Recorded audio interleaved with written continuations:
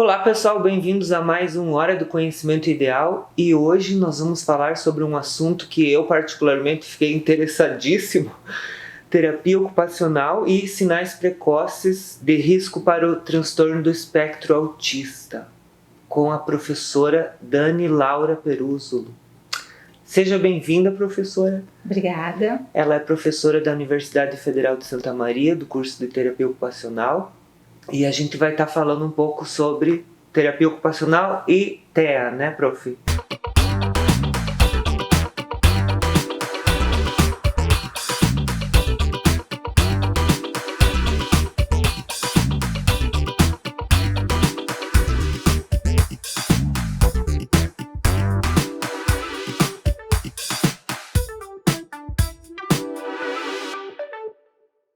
Conta aí um pouco para nós do teu trabalho, da tua pesquisa lá, que eu fiquei encantado quando tu comentou um pouco antes. Sim, obrigada pela oportunidade. Eu me coloquei à disposição para conversar um pouco sobre esses sinais precoces de risco psíquico, a gente chama assim, né? Porque existem sinais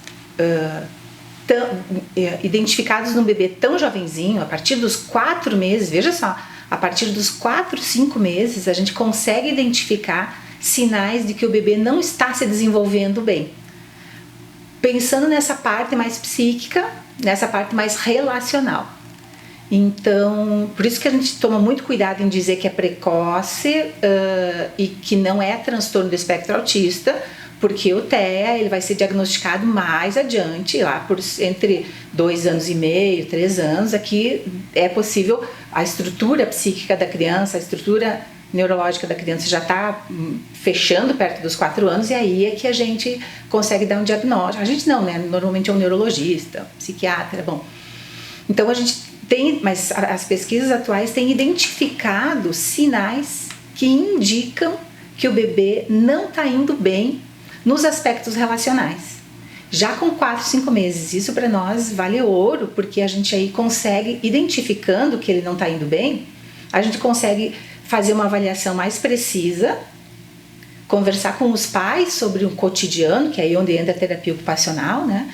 Essa coisa do se fazer pai, se fazer mãe, porque um homem e uma mulher é um homem e uma mulher, ainda eles só vão ser pais quando tiverem um bebê, até então eles são filhos, né?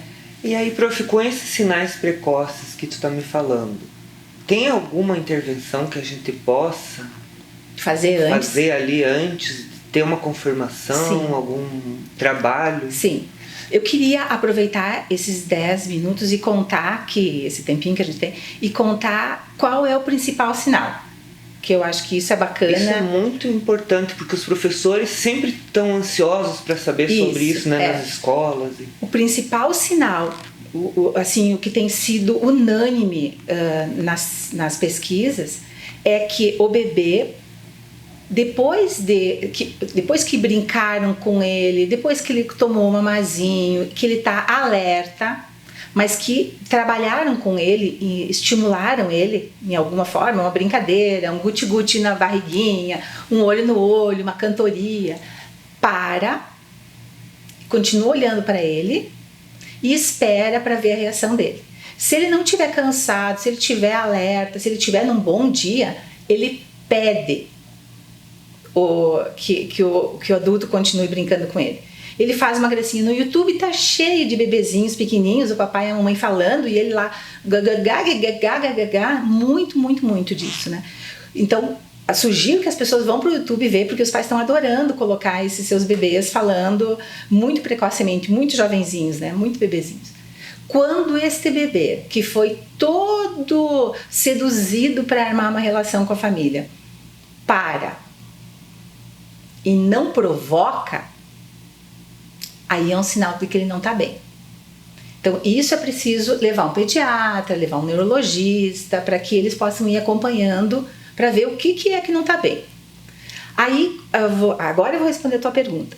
Bom, o porquê ele não está bem é o caminho que a gente tem que seguir para pensar uma intervenção. E aí ele pode não estar bem por muitos motivos. E isso aí realmente vai depender de quem for avaliar, né? Atualmente, a terapia ocupacional tem sido um profissional de excelente qualidade na avaliação, porque ela tem um conhecimento sobre integração sensorial, que é uma das primeiras grandes tarefas do ser humano, de integrar todos os seus aspectos sensoriais, integrar neurologicamente falando, juntar o que ele vê com o que ele ouve, com o que ele sente de cheirinho, com o que ele sente, né? Imagina o mamar, o que é, né? Ele está sentindo o cheiro da mãe, está mamando, está olhando no olho, está sendo tocado. É um processo de formação ali que eu acredito que seja muito complexo e rico, né? Isso. E para a grande maioria dos bebês, isso vai acontecer naturalmente. Para alguns bebês, isso não acontece naturalmente. As regiões neurológicas não produzem sinapses, não se comunicam, né? E fica um nó para o bebê. Ele ouve, ele vê e não consegue fazer uma leitura. Ele está ouvindo uma coisa, olhando para outra, e ali ele se atrapalha. Tu sabe que os professores, né, as escolas têm muita dificuldade em saber o que fazer, né, diante dessas situações com TEA. O que tu daria assim para nós de dicas? Com uma criança já diagnosticada com TEA, porque tem assim, se tu tá numa escola infantil, né, tu acolhe crianças até 2 anos, a dica é sempre, a gente falava sobre isso ontem, né, e tu também dizia isso, né, concordava com o que eu estava dizendo, é sempre poder fazer uma leitura sobre a criança, acreditar que a criança tem algo para dizer para a gente, né? Então, se ela tradicionalmente fica muito angustiada, muito agitada, com muito barulho, a gente tem que encontrar alternativas ou de diminuir esse estímulo auditivo ou de acolhê-la de uma forma mais corporal, mais afetuosa, né? Para as crianças mais velhas, eu também diria que é praticamente a mesma coisa, a gente estava falando ontem, né? Cada criança, quem acompanha o desenvolvimento, a história das crianças com síndrome de Down, quem é mais velho na pedagogia, ou quem é mais velho na educação, vou dizer, né? E quem é mais velho na clínica sabe disso. Eu sou de uma geração que as crianças com síndrome de Down tinham que estar dentro das escolas especiais, né? Ah, sim. Isso hoje não. Nossa, hoje... o transtorno, a criança com TEA vai estar pelo mesmo circuito de ser acolhida em instituições de forma geral. O que é interessante é a gente saber que cada criança é diferente, com ou sem TEA, e por mais que ela tenha algum transtorno, cada transtorno é diferente para cada criança. Como é o processo educativo, né? Da maioria, assim, existem núcleos de crianças com jeitos diferentes de aprender, né? E aí a educação, como eu sempre comento, né, com os meus alunos, você tem que olhar o aluno pelo aluno. Como que eu vou desenvolver um processo de aprendizagem para aquele aluno, independente se ele tem algum transtorno ou não. Acho que essa é a principal dica, né, que a gente pode deixar. Sim, também concordo contigo. Acho que sim. A professora, o professor, ele é um expert na área do conhecimento, né? Então, se ele se debruçar sobre a criança e observar como ela aprende, ele pode oferecer para ela aquela alternativa de aprendizado, né?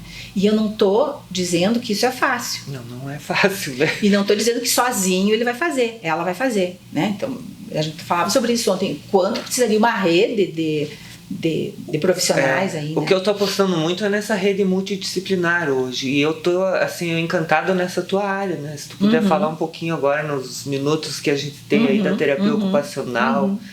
Eu tô encantado com esse acolhimento que o terapeuta ocupacional ocupa na educação, né?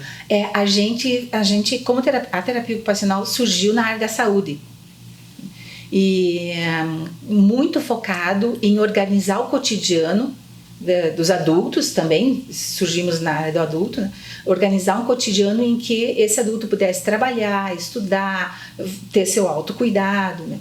À medida do tempo que a gente foi avançando profissionalmente, a gente foi diminuindo a idade, nós chegamos aos bebês hoje, né? E a gente também investiu em outras áreas, como na área da educação, por exemplo, né? Então, hoje a gente tem, além de profissionais concentrados em Secretaria de Educação, por exemplo, e aí fazendo assessoramento, como em escolas particulares, sendo convidado a fazer um assessoramento, né?